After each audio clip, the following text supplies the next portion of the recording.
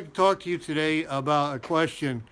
Is why is it you can believe in an old woman having a baby, but you cannot believe that a virgin woman, a woman who's never known a man intimately, you cannot believe that she could have a baby?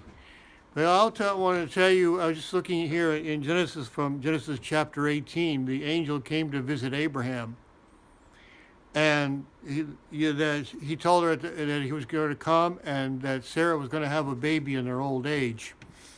Now, they were promised this child, and Sarah came past the age of childbearing.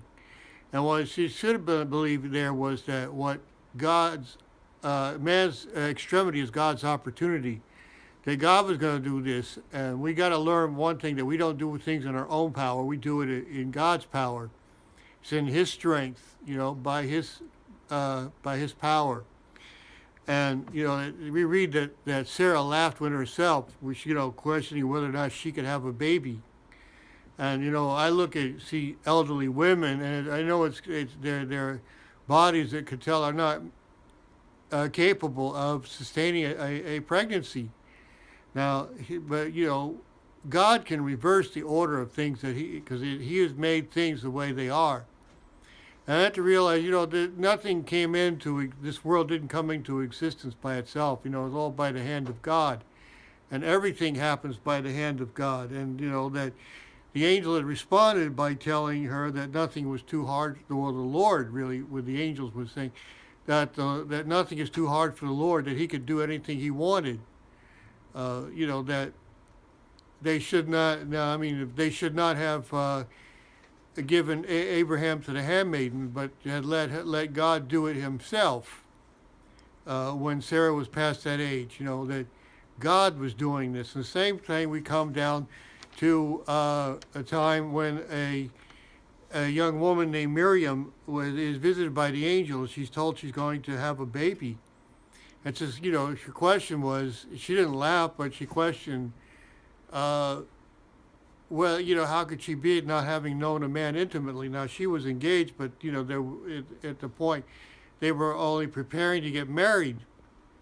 And that really don't doubt, that she was told that the power of the Ruach HaKodesh would come upon her, and that the power of the Most High would come upon her.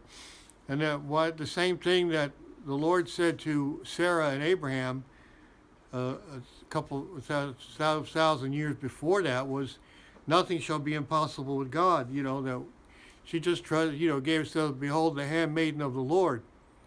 And we have to realize, that, we cannot, look at the natural now as people. I'm not, we're not, who are believers, natural people. We live in the supernatural, who are, Pentecostal. There's a scripture, so Isaiah 12:3, therefore with joy shall you draw waters out of the wells of salvation. And that, meaning that you're going to experience the supernatural if God is your salvation. And remember, we take it later at the end, so Luke chapter 18, where a rich young ruler has walked away from the Lord because the Lord told him to sell all he had, and he couldn't do it.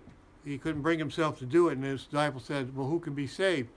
And the same thing, what is impossible with man is impossible with man is possible with God.